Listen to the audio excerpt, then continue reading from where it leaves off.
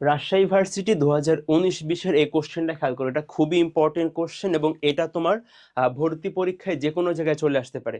এটা MCQ written প্রত্যেকটা পরীক্ষা আসতে পারে এবং এটা খুবই গুরুত্বপূর্ণ, সবাই খেয়াল করো। দেখো তো ভাই এখানে কি বলতেছে, সে একটা বৃত্ত x=0, y=0, x=a, y=a, মোট 4টা রেখা আছে, এই 4টা রেখাটাকে স্পর্শ করে। সো আমাকে বৃত্তের সমীকরণ বের করতে হবে। এখন তুমি যদি এটা লিখিত প্রসেসে করতে চাও, যদি আমি এটা রিটেন প্রসেসে করতে যাই অনেক টাইম লাগবে। সো আমি তোমাকে দেখাবো, তুমি দেখবা 20 থেকে 30 সেকেন্ডের মধ্যে অ্যান্সার বের করতে পারবা। ঠিক আছে, এটা লিখিত প্রসেসে করতে হলে তোমার টাইম লাগবে বেশি। সো তুমি যদি এমসিকিউতে আসে, তুমি জাস্ট আমার এই টেকনিকটা অ্যাপ্লাই করবা, দেখবা তোমার 10 থেকে 20 সেকেন্ড অ্যান্সার হয়ে যাবে। খেয়াল করো কিভাবে করব, দেখো।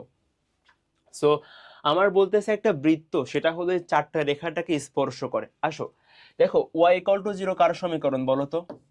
y=0 কিন্তু এক্স অক্ষের সমীকরণ।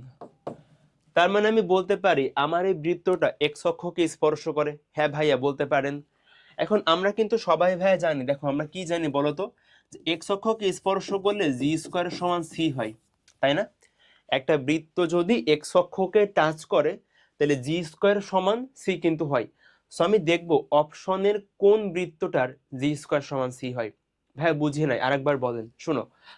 আমার এখানে যে বৃত্তের সমীকরণটা বের করতে বলছে, সেটা এক্স অক্ষকে টাচ করে। এখন এক্স অক্ষকে কোনো বৃত্ত টাচ করা মানে হলো g² = c হতে হবে। তো আমি দেখব অপশনের কোন বৃত্তের g² = c হয়। ভাইয়া জি আর সি কি আমি একটু বলে দেই, যারা খেয়াল করো। এটা হচ্ছে এটা হচ্ছে আমার একটা বৃত্তের আদর্শ সমীকরণ, ঠিক আছে?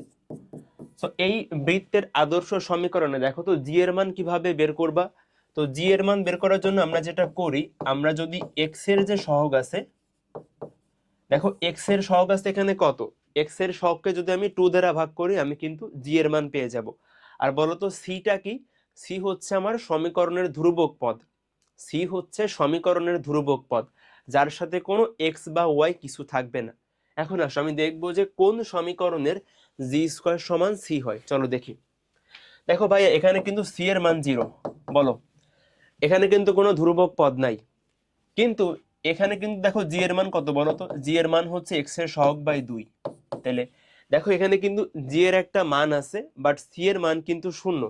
তাহলে তুমি আমাকে বলো তো পৃথিবী উল্টে গেলেও কি g² = c হবে? হবে না কখনোই, কারণ জি সি এর মান তো 0। আমি যদি জি কে স্কোয়ার করে কখনোই কিন্তু g² = c পাচ্ছি না, তাহলে এ নাম্বারটা বাদ। বি নাম্বার আসো, দেখো এখানে বলো তো সি এর মান কত, সি এর মান হচ্ছে -a²।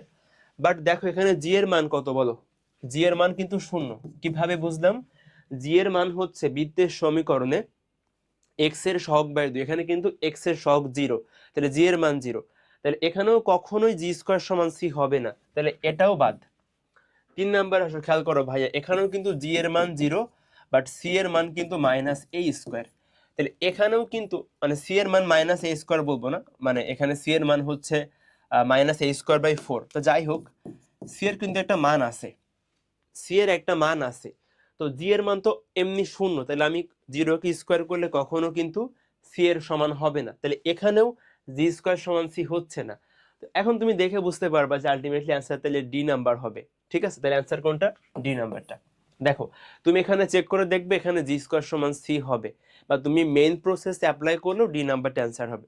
তো আমি এখানে কি অ্যাপ্লাই করছি বলো? আমি যেটা করব, আমার বলতেছে বৃত্তটা এক্স অক্ষকে টাচ করে, সো এক্স অক্ষকে টাচ করলে g² = c হবে। আমি দেখব কোন সমীকরণের g² = c হচ্ছে, যেটা হবে সেটা আমার অ্যান্সার। তো জি হলো এক্স এর সহগ বাই 2, আর সি হলো ধ্রুবক পদ। এখন আমি তোমাকে এখানে সব লিখে লিখে দেখাইছি, তোমার কিন্তু পরীক্ষা হলে লেখা লাগবে না, তুমি দেখে বলতে পারবা। তুমি একটা সমীকরণের দিকে তাকালে তার জি এর মান কত বা সি এর মান কত দেখেই বলা যায়। সো আমি ওভাবে চেক করে দেখলাম এ বি সি কোনোটাই শর্তটাকে স্যাটিসফাই করে না, তাহলে অ্যান্সার কোনটা? ডি নাম্বারটা। সবাই বুঝতে পারছি? আশা করি সবাই খুব ভালো করে বুঝতে পারছো।